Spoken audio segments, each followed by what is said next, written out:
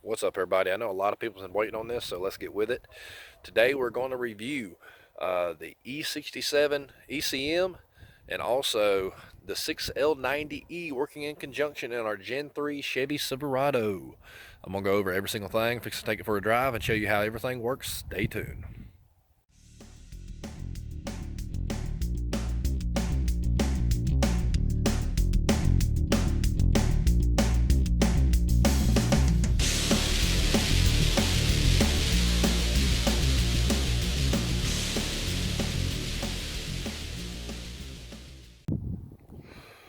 All right, guys, this is the 2006 Chevy Silverado Gen 3 that we actually did the E67 six-speed swap. And as you see, it's pretty much just a factory looking truck. There's nothing really superly, noticeable on it. Pretty much looks stock. It's pretty much the way I wanted to keep it. Still got to take it to the body shop to get the new grill painted in the front and the gas flap put on, of course, as you see. Small little things here and there. But for the most part, it's a factory looking truck. Now, once we get underneath the hood right here, you'll see that I have, of course, a fully blown aftermarket engine, which is a 4.7 liter built by Thompson's Motorsports. It's a Dart tall deck 454, 4 1/4 inch stroke, and a 4 1/8 inch bore with a super long rod. It also has the raised cam position sensor, a raised cam itself, so I had to have the taller raised cam position sensor two-piece time chain cover, which was a learning curve because I did not know that. Thompson's was just thinking that it would actually work without having one raised, but it had a lot of misfire codes popping up, so we finally got that figured out and fixed. 4H intake tube, of course, your LS7 throttle body, and for the most part though, when you pop the hood, it's pretty much got a lot of bolt-ons. But let's get to the main thing. The cam position sensor, like I said, is in the front, and you have your 58 reluctor wheel in the back. So to run the E67 computer, you're going to need a 58 reluctor wheel. And majority of it is, a lot of people instantly get scared of this because they have to pull their engine out and they have to modify it. This swap is going to require that. Let's get that out of the way right off the bat. It's not something that you can just get around. But if you want to run the 6-speed, you're going to need a 58 reluctor wheel engine instantly. That's why when I had mine made, of course, I wanted a 6-speed. So I ended up having them put the 58 reluctor wheel in it. Now, let's go down here into the engine bay, and you'll see for the majority of it, this is the E67 ECM. Now, it's held together by a factory mount that you can get on eBay. I think I ended up paying maybe $9 or $11 from GM for this plastic mount. It bolts directly in to the factory location, so there's no real need in having a lot of modifications. And thanks to Current Performance Wiring for their beautiful wiring harness and plug and play kit, this kit was very easily for the majority of it. Now, I will say this. Your wiring harness, instead of coming over here and going back over here, it is now hidden and going through behind the booster, brake booster. It's actually underneath the brake booster, the way I've got mine going, and going to the back of the engine. Then, you have all the accessories and everything. Now, what they did not add on here, now this is a feature that I didn't know that I could either I had to either say yes or no to. But the evap, they don't offer the plug-in for it unless you ask for it. So that is one little thing I'd like to point out. And the second thing I would like to point out, everything plugs into your factory fuse box, everything. So for the majority of it, it's really a plug and play kit. The only big issue that I had was I did not send the factory wiring harness off. So I ended up giving the VIN number, the make and the model of the vehicle, and the year and everything. And they just went off as simple schematics. Now, the problem with the schematics is all schematics can change per vehicle, because depending on where the vehicle was made, that schematic might not be 100% accurate. So I had to take the body control module and a couple other little wires and rewire them a little bit. If you send in your factory wiring harness, you won't have that issue. That is something to actually note. Now, if you can't really do without the vehicle at all, and you just want to make this quick and simple, all in like a weekend project, it is possible. But I would highly recommend, if you're really not going to send your factory wiring harness in, take all the pictures of all the plugins, every single thing, including your fans. All right, take this out, and also your box back here. Take all the plug-ins, take pictures of it, take every single thing underneath the fuse box where you'll unplug everything. Take pictures of everything. That way they'll have something to go off of. Now, as we walk into the vehicle,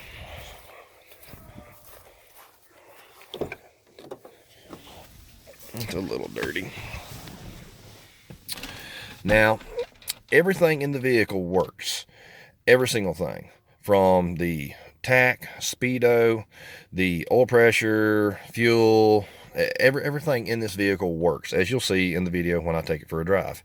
Now, the only thing in this vehicle that does not work, that I'm going to have to modify, is the tap up, tap down shifter. Now, I've got this thing automatically set in. It's all, set up, but no features will work. And the reason for that is because the factory wiring harness that come in this truck is not a CAN communication setup. And also the E67 tap up, tap down, all the tow haul modes in here. I think you can actually get the tow haul to communicate a little bit, but if I'm not mistaken, I think it's still going to require another CAN communication device. Now, Extreme RPM is working with me with a control module that will actually allow for the tap up, tap down. Now, as you see, every single thing in here, I have the P, the R, the N, the D, and the M, and also the 1.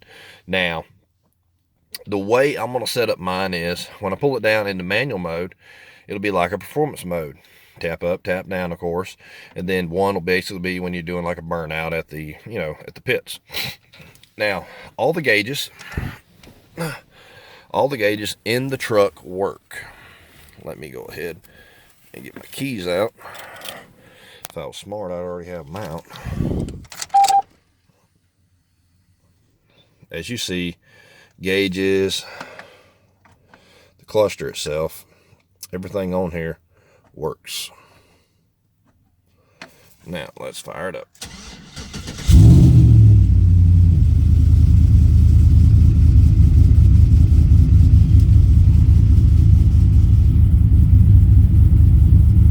Now, as you see, pretty much every single thing on here works flawlessly. Heat, everything on here works. Up and down, whatever your controls are. Radio works. The navigation up there works. Also, all the lights. Cruise control works. So if you're really wanting to do this swap, I would highly recommend for anybody to call Current Performance Wiring for the wiring harness, and also call Abe. I'll put his contact on Facebook, or his Facebook contact on here, so you can contact him for the flashing. He can actually flash the ECM and the TCM file to your computers. That way they will communicate together, and it's very important to actually do that. Once you flash your file on here, it'll basically be a base file. You'll have to have it tuned, either with HP tuners, EFI Live, or whatever you're actually wanting to tune with.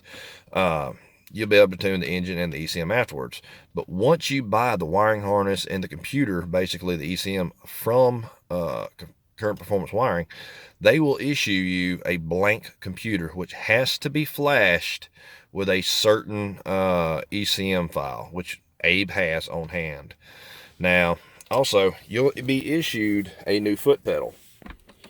This is not the original foot pedal. I had to have a aftermarket bracket made to actually fit this.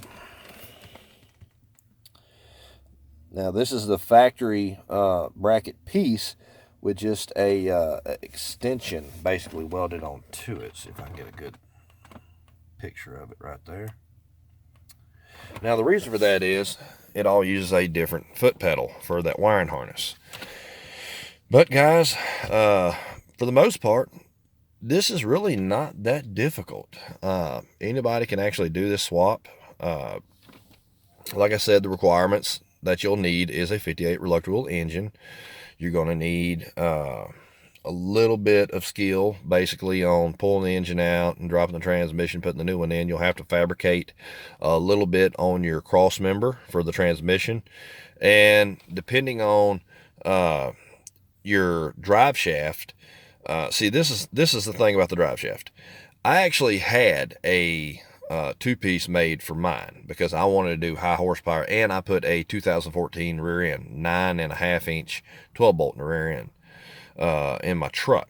So upgraded the rear end, a little bit lighter, same ring gear size and everything. But within doing that, it gave me the option of upgrading the drive shaft. Now, if you don't have a, you don't want to upgrade your drive shaft, if I'm not mistaken, if you have a two-piece like what's in this truck, I think you can just swap out the yoke. Don't quote me on that. I haven't really had that much experience doing that, but I think it's possible to just swap out the yoke.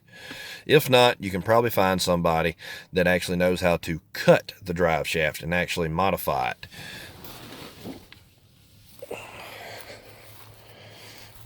But for the most part, people, this is a pretty easy setup to do. And I have to say the advantages of having the 6-speed, like in my case, the 6L90, versus the 406D, especially with a big engine in here, and going to actually, later on, probably put a Pro Charger on here, a different set of heads, bump the compression back down so I can actually run a little bit of boost on it. It's going to be a great setup. Now, the people that you're probably going to want to get in contact for tuning wise would either be Abe for the ECM and the TCM. He does mail order tunes, or he'll do like an online tuning through TeamView, if I'm not mistaken. And also you have the good people down at Asylum Motorsports in Baton Rouge. They have been helping me out on my transmission, getting everything dialed in decently to it. I've had a lot of issues with flaring. The reason for that was because of the dipstick tube that I purchased. Basically the tube itself from GM. I guess I got the wrong tube or something, because where it actually sits into the transmission, the ring to stop it was actually further up, so it was allowing the dipstick to go further down in the transmission for a false reading. Now, since that is fixed, and I have the correct amount of fluid added in there, which was 4 quarts almost low. It was amazing. But thank God I had torque management, of course, enabled and everything, so it really didn't burn the transmission up. That's the beauty behind torque management. Anytime, I just want to go ahead and say this, if you're going to do this 6-speed swap, do not, I repeat, do not disable torque management. I can't stress this enough. I know a lot of people have had great success with tuning these transmissions without torque management, but please keep in mind, anytime you start getting into extremely high horsepower numbers, anything like 450 and up, 450 is still a good amount of power, guys. Getting, that amount of power and commanding the transmission to shift within like a fraction of a second is very strong, very hard, can I say, onto the transmission, especially once you start getting up in higher amounts of power, like 600 plus, like this one. So I highly recommend to everybody, if you're going to do this swap, please find a tuner locally or call Asylum Motorsports. Justin down there is very knowledgeable, and he can hook you up very respectably on the price also. But if you're not willing to drive down there, you will need HP tuners though. But that's pretty much it, guys. I wanted to go ahead and make this video, get some information out there to everybody that's been curious about wanting to do this swap. If you have any questions whatsoever, please feel free to message me, and I'll put a quick little video in here to show you everything shifting a little bit. It'll give you a good idea of how everything works. Y'all have a good one. Transmission's running great now. Shifting, I've got mine shifting through first, second, third, fourth, and fifth. I'm not using 6th gear just because I got 342 rear gears, and I also have a 29 tall tire, which is right at 3,000 RPMs. It's 90 mile an hour. It's the same as a 4L60 with 14 gears and the same tire height. So it's relatively almost similar to what I have with the 4L60 when I had it in here. Now this engine is, of course, the 454. It's a 7.4 liter. That's the reason I went so big on the transmission. I wanted to make sure that something lasts. For the most part, the E67 computer is phenomenal. I'm having no issues whatsoever, no check engine light. Every single thing on the truck is completely modified, of course. Fast truck intake. There's a little issue with getting it to idle just where I want it. Not too bad. Fuel mileage is kind of iffy, but for all the extra power and the low end torque and the drivability, and the cam has 5 degrees of overlap, but with the big cubic inches and the LSPR 218 cylinder heads, you can't even tell that it has any overlap because the throttle response is just so phenomenal. Cruise control, everything works in the truck. Heater, well, this thing really gets over about 140 degrees right now because it's 46 degrees. I got a mechanical thermostat, but heater works, AC works, radio works, power windows, every single thing works, and that's thanks to Current Performance Wiring. They did a fantastic job. Make sure nobody comes. All right, we're fixing to get out, and I'm gonna give it just a little bit of gas just to see, let y'all see how it shifts. Ease in it.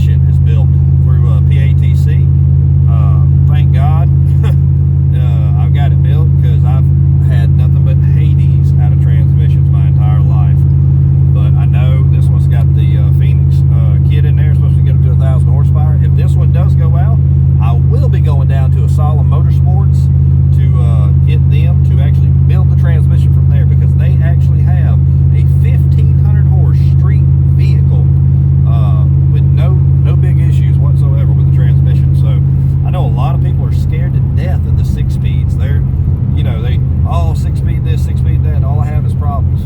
I've got to say, it's all in the tuning. Well, in my case, it was in my dipstick. But it was pretty much always going to be in the tuning. Depending on how these things are tuned will depend on how long they last.